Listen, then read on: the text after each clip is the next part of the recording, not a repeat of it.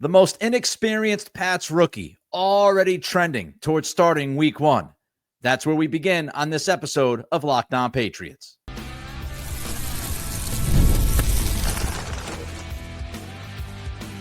You are Locked On Patriots, your daily New England Patriots podcast. Part of the Locked On Podcast Network, your team every day. What's up, Patriots fans? I am your host, Nick Cattles, born and raised in New England, also the host of the Everything Pats podcast, co-host of the Greg Bedard Patriots podcast with Nick Cattles, and a sports talk show host veteran. On today's episode, the best wide receiver in camp so far is not named Stephon Diggs, and we tell you why one specific eye-popping play on Saturday by Drake Maye meant more than what you might think. But first, Jared Wilson is quickly putting his stamp on this offensive line. We appreciate you joining the show, making us your first listen, and for being an everydayer. The Locked On Patriots podcast, a proud part of the Locked On Podcast Network, your team every day. And today's episode is brought to you by Gametime. Download the Gametime app, create an account, and use code LOCKEDONNFL for $20 off your first purchase. Tons of excitement about this draft class. We've talked a lot about the class, and of course, excitement is mostly leaning towards the skill position players. People very excited about Kyle Williams and what he might be able to do at X wide receiver. A lot of people excited about Travion Henderson and the explosiveness that he brings to the backfield. Will Campbell, he's fine. He's okay. It feels like people are a little less worried about Campbell right now than they were going back a couple of months ago. But the story so far of this rookie class through the first week of training camp is none other than Jared Wilson.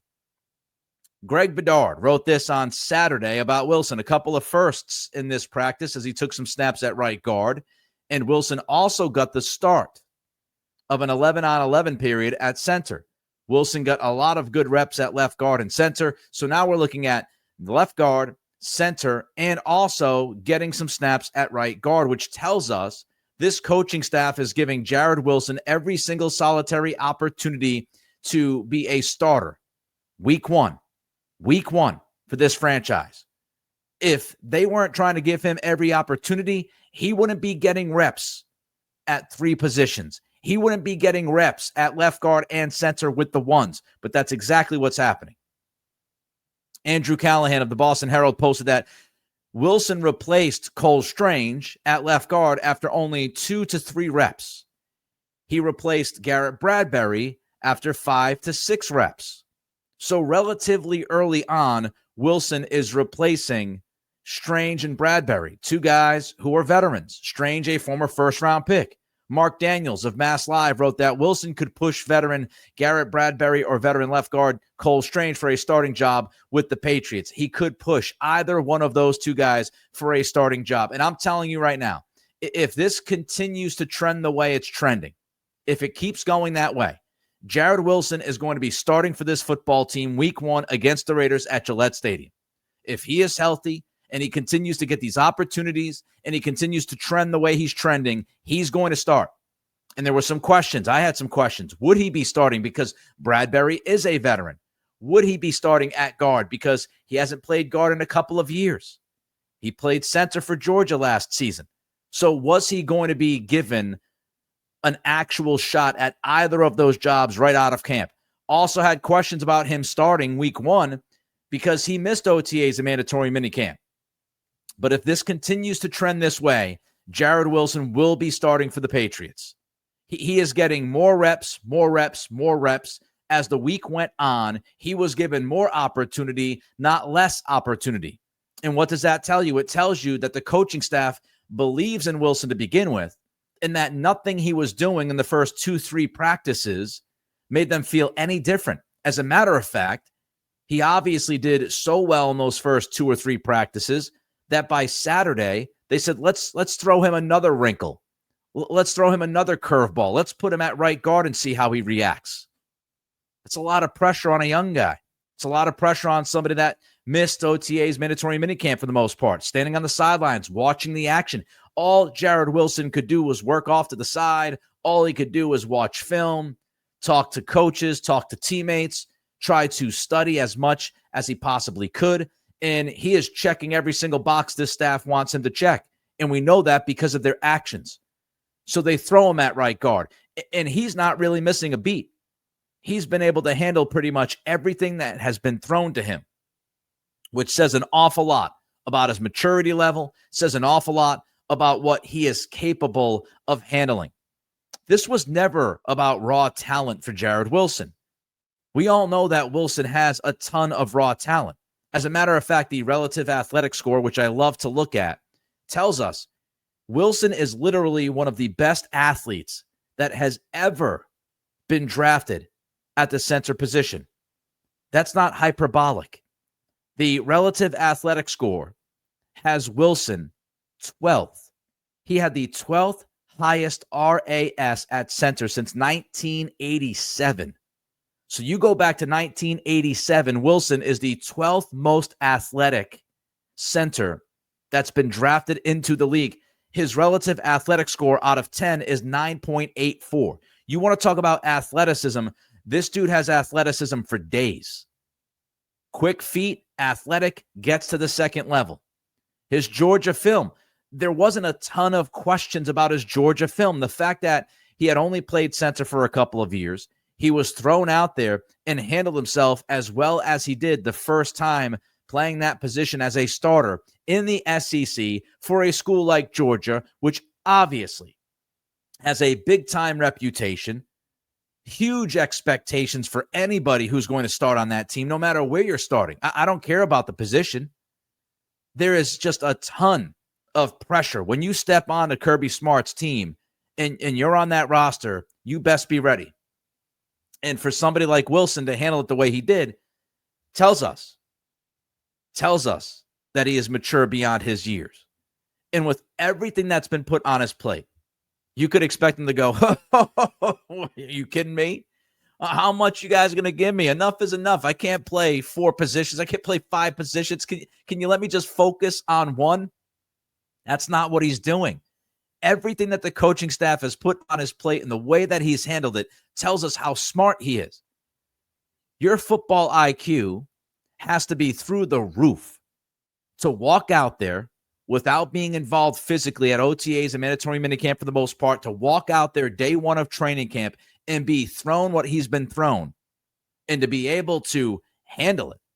Greg Bedard wrote about that this weekend. It's pretty impressive, Bedard wrote, for a rookie to get looks at 2 different spots. Now we can say 3. And he seems to be handling it with ease to this point. It really speaks to Wilson's smarts and ability to handle a lot. Not many rookies can do that. Totally agree. Not many rookies can start week 1 of training camp playing 3 different positions and making it look like it's not that big of a deal. That's significant. I also believe that Wilson is going to end up starting if this continues to trend the way that it's been trending, because it's a need for the Patriots. Strange is up and down. He's been up and down his entire career since he got drafted, even before the patellar tendon. He's been up and down, inconsistent. That's really the calling card of Cole Strange. I mean, the last few weeks before the injury, he was playing some of his best football, but he never was able to show that week in, week out, 5, 6, 7 straight weeks. He just never got to that point and then got injured. And we know last season was just a lost season for him. Strange, unfortunately, was a down for Bedard on Saturday. He allowed a sack each of Maye and Dobbs, and Keon White got him each time. After the second time Keon White beat Strange, Strange was removed. He's getting set at practice. Not good. Bradbury's undersized. His pass protection issues, especially last year at Minnesota, well documented. It's a problem. And the offensive line, I don't want to go too crazy here because we got to see when the pads come on this week. But the offensive line has been leaky. Mike Giardi put the O-line down as one of his Saturday bad areas. The O-line wasn't the only reason for offensive inconsistencies, but they were primary. Pressure coming off all spots at points. And again, context. They put the pads on today, thankfully. First day of pads later today. But still, Wilson is looking better than many others already. We'll see if he can keep it up. Of course, rookies have ups and downs. But the first week, I don't think could have gone any better for Jared Wilson. And if this continues, he's going to be one of your starting 5 up front. There's been one steady offensive weapon from OTAs through the first week of camp, and that weapon has clearly been the team's best wide receiver. That's next as we continue with today's episode of Locked On Patriots, part of the Locked On Podcast Network, your team every day.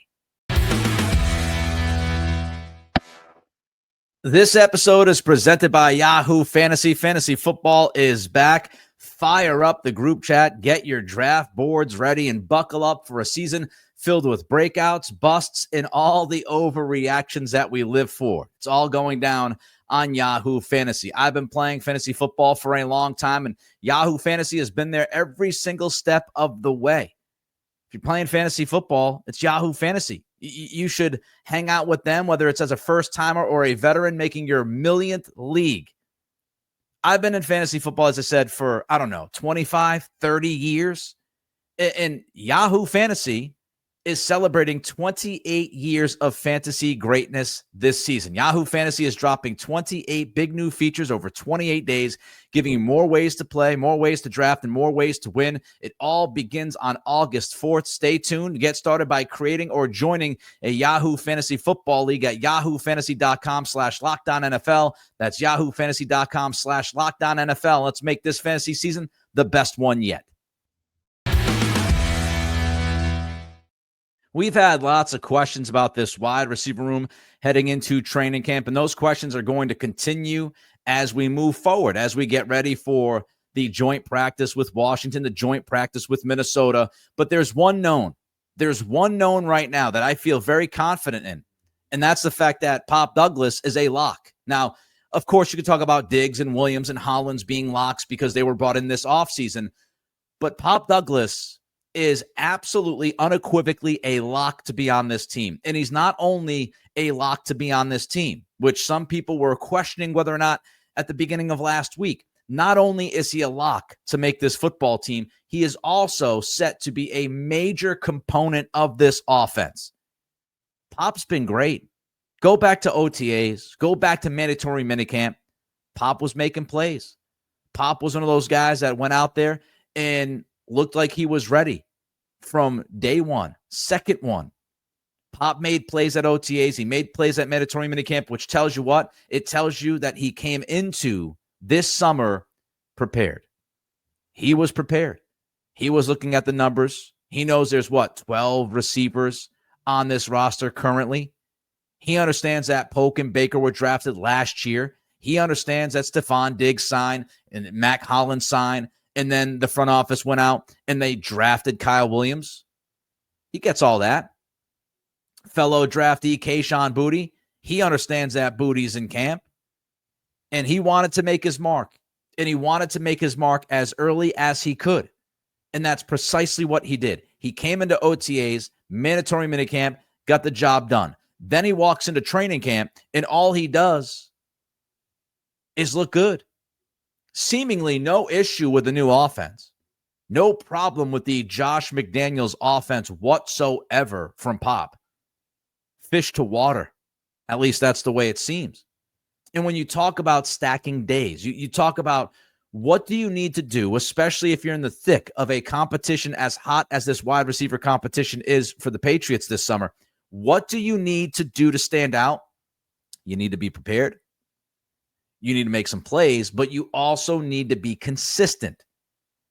Can the team count on you? Can the staff count on you? Can Drake Maye count on you day in and day out? And that's exactly what we've seen from Pop Douglas through 1 week of training camp. He has been consistent.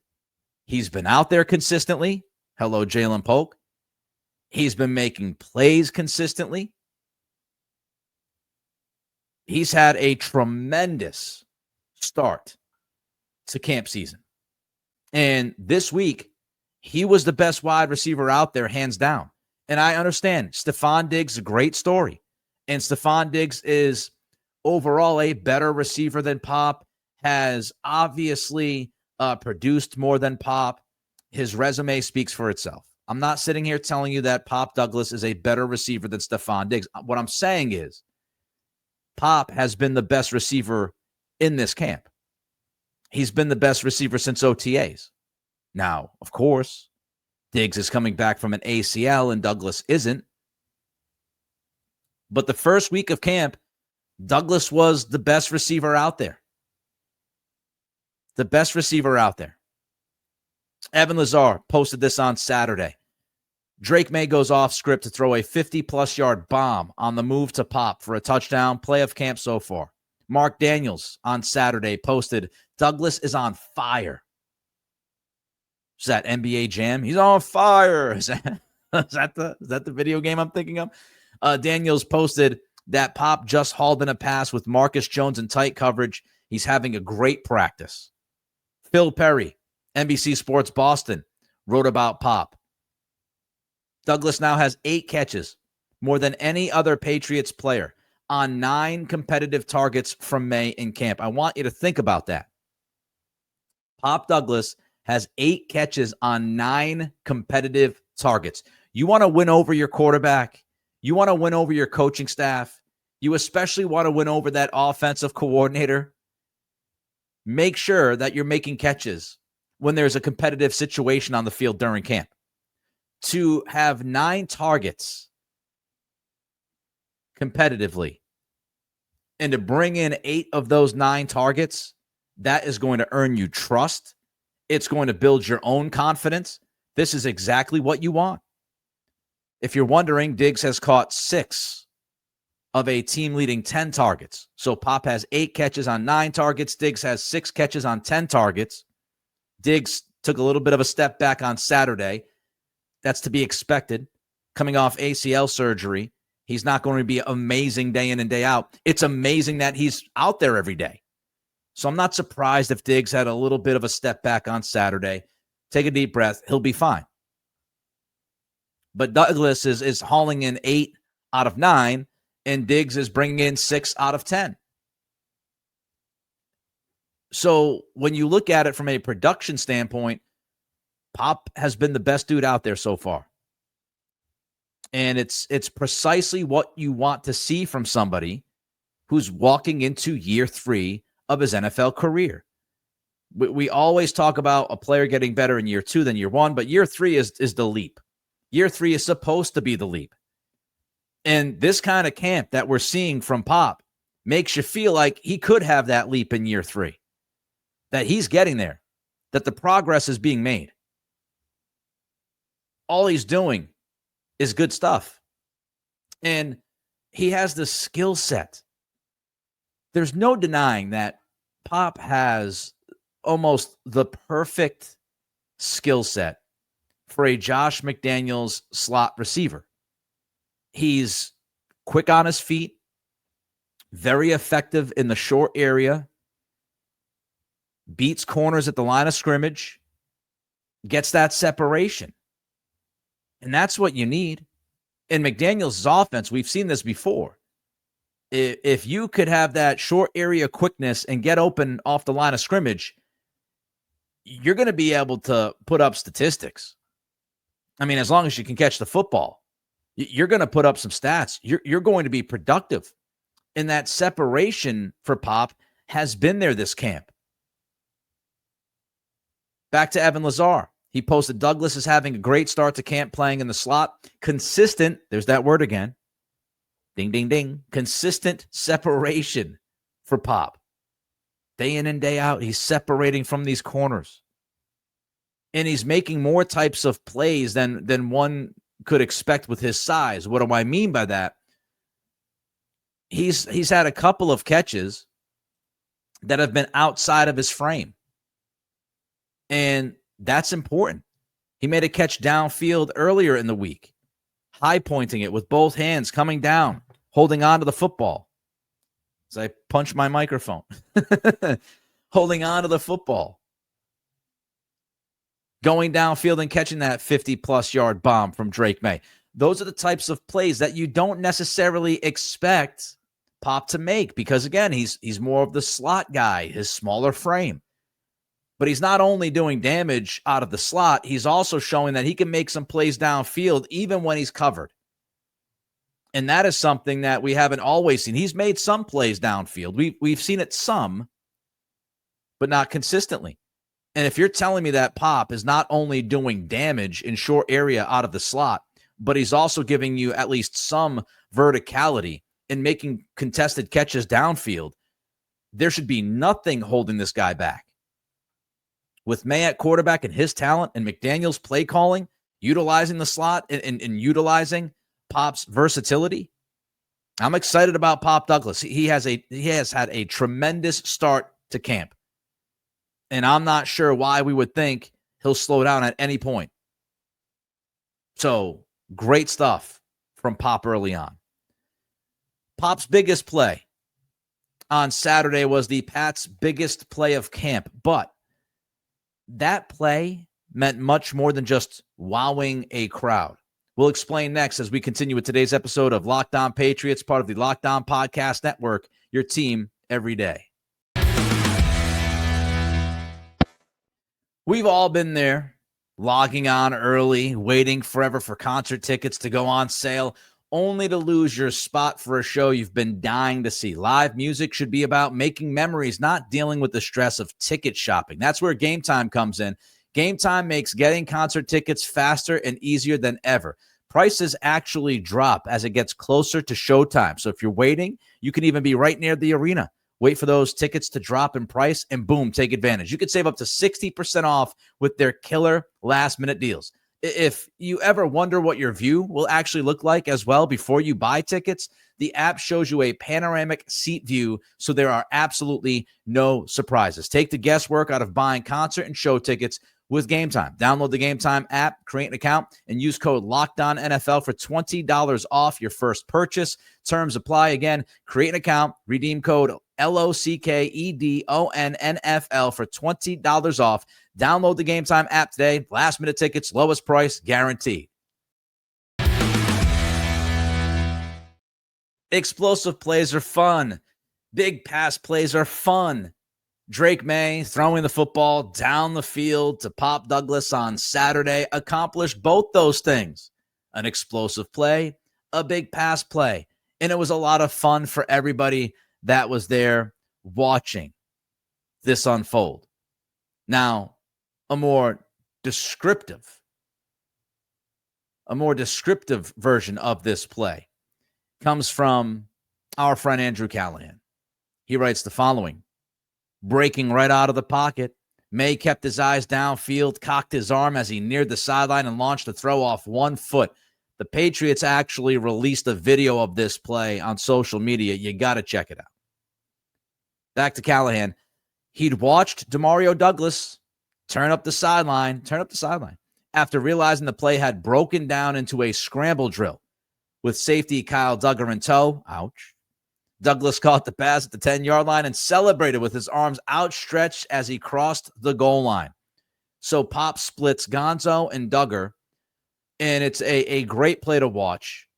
Maye, unbelievable. Douglas beating both guys. But the play means much more than just what meets the eye. Yes, it's eye candy, but it means more than the eye candy. Number one, Drake Maye, during this play, he remained a thrower of the football. And Maye has actually discussed this throughout training camp, saying that, that's one of the things that he's focusing on, to make sure when he scrambles, when he's breaking contain, when he's moving around in that pocket, when he's trying to get away from the pressure, that he remains a thrower. He keeps his eyes downfield. He keeps his eyes on the receivers. And so on Saturday, as he's breaking contain and he's rolling out to the right side, he keeps his eyes downfield. And he sees that during this scrambling drill, it's like backyard football. You don't draw these things up, but as he's rolling out to his right, he notices Pop. He's gotten behind the defense. And he unleashes a throw downfield over 50 yards perfectly to Pop. Pop brings it in, gets a TD. And we talk about Drake Maye improving his pocket awareness, and this goes into that idea. Be more aware of the pocket. Be more aware of your surroundings. Know what's happening. understand that the pressure is coming at you and where it's coming from and how you can beat that pressure with your legs to extend a play. But when you extend a play, just don't give up on throwing the football. Don't default to running, because that's what we've seen too many times from Maye. That's one of those things. We've discussed the idea of the pocket awareness, and don't just tuck and run. Stay in the pocket. And then when you've got to get out of the pocket, keep your eyes on your possible targets. And last year, Maye had the habit of, when he broke contain, he would just tuck and run right away. And he's admitted this. He said he's watched the film and he saw plays where guys would be open downfield and he wasn't even paying attention to them because he was more tunnel visioned on what was right in front. So don't default to running. Don't just always go to that immediately. And so a play like Saturday, when you get Maye to roll out, break that contain, and keep his eyes downfield and make a big play to pop, it means more than just that big play because of the details that go behind it. And this is a theme we're going to continue when we discuss Maye in this camp, and when we get to joint practices, we get to preseason games, if he plays, which I'm not sure he will. But we will continue to talk about the details, because that off-schedule play that Maye made on Saturday is exactly what we talk about when we have the conversations about his special raw potential. He just has that raw potential. He's got the big arm. Not everybody can throw a football off 1 foot as they're running towards the sideline and throw a ball accurately over 50 yards downfield over coverage to hit their receiver perfectly in stride. Not many dudes can make a bucket throw 50 to 60 yards downfield off 1 foot running away from the defense. Maye can do that. And that's the special potential. That's why you get drafted 3rd overall. Not everything was perfect when he was drafted out of UNC. We know that. But that ceiling of that play, that's why he goes 3rd. And so it's all these little things, it's all these little details to put together along with the raw potential. I mean, when you make a playoff schedule like that, it is nearly indefensible, because nobody on the defense is expecting a type of play like that. How many times have you seen Patrick Mahomes run around in the pocket, find somebody 15 yards downfield on a big 3rd down to convert and keep moving the chains? I've seen it countless times. I'll always go back to a 4th and long against Baltimore a few years back, where the Ravens had Mahomes dead to rights. It felt like 3 or 4 different times. And he ran around, he throws across his body, across the field for like a 25, 30-yard gain. I'm not telling you that Drake Maye is Patrick Mahomes, but you get the point. Those extended plays, those off-schedule plays, they're almost indefensible. The big-time chunk plays, not expected, boosts your team.